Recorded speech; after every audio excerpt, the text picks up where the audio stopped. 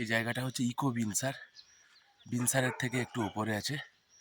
এখানে জায়গাটা পুরোটাই জঙ্গল, তার মধ্যে এই এখানে 4টে হোটেল আছে। আর এই হোটেল থেকে আমরা সকালে বেরিয়েছি।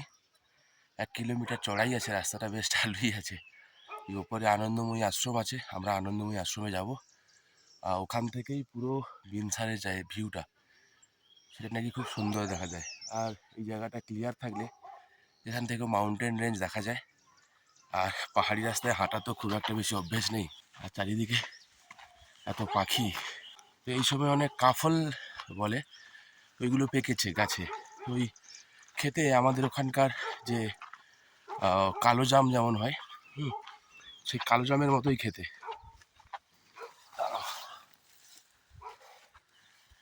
আবার একটা পেয়েছি, কিন্তু এটা আমি আর নিয়ে যাব না। অলরেডি আমার 2 ব্যাগ ভর্তি হয়ে গেছে, সেখান থেকে কয়েকটা নিয়ে যাবো। এই থাক, রেখে দিলাম এখানে।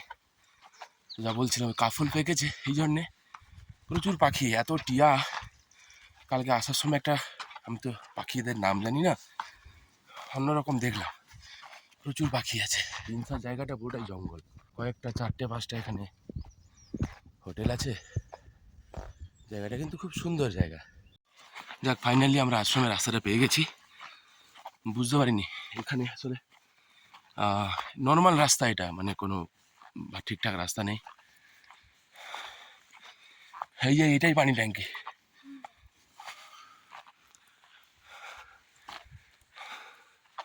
এখানেও প্রচুর পাইনের গাছ আছে, প্রচুর ওক গাছ আছে।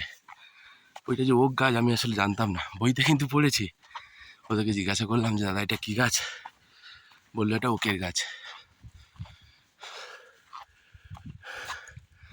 জায়গাটার ভিউ কিন্তু বেশ সুন্দর, খুব নিস্তব্ধ। প্রচুর এই জায়গাটাতে কিন্তু শীতকালে প্রচুর বরফ পড়ে।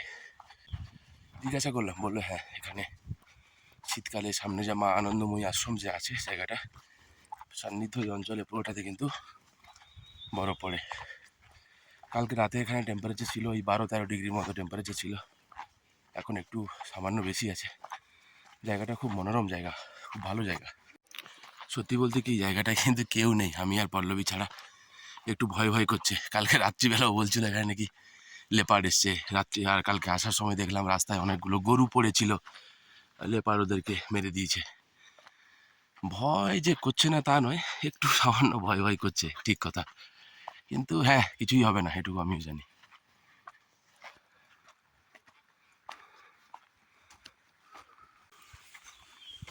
কোথায় তো বুঝতে পারছি না, জঙ্গলে ঢুকেই চলেছি, একটু হালকা ভয় ভয় লাগছে এবার।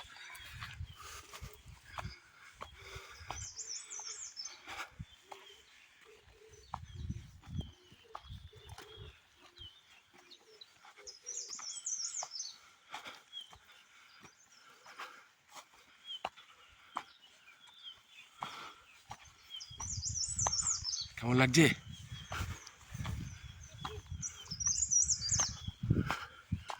না, দেখা যাচ্ছে না। এই যে মা আনন্দময়ী আশ্রম, সামনে লেখা ছিল সাইলেন্স থাকতে, কারণ এখানে প্রচুর পাখি আছে, আমরা দেখতেও পাচ্ছি, নাম জানি না এই ডাকগুলো।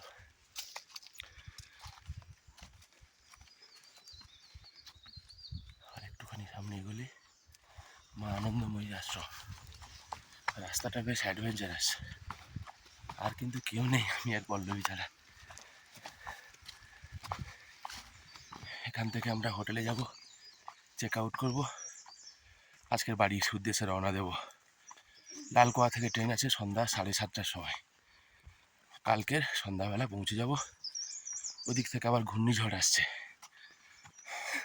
সকালে যখন গিয়ে নামবো, রাত্রে যখন গিয়ে নামবো, তখন আশা করি ঘূর্ণিঝড় ল্যান্ড করবে।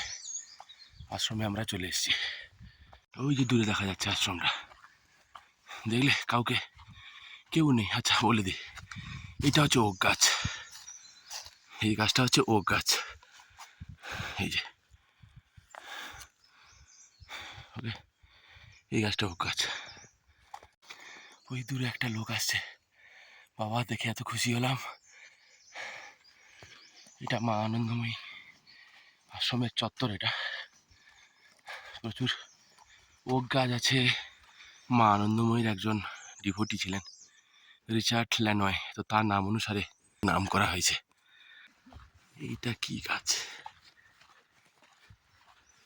আচ্ছা, এটা সম্ভবত ডুমুরের গাছ, কি আপেলের গাছ হবে এটা? এটা আপেলের গাছ। এই ছোট্ট ছোট্ট আপেল হয়েছে। এই যে মৌমাছিগুলো সকাল সকাল ব্রেকফাস্ট শুরু করে দিয়েছে এখানে।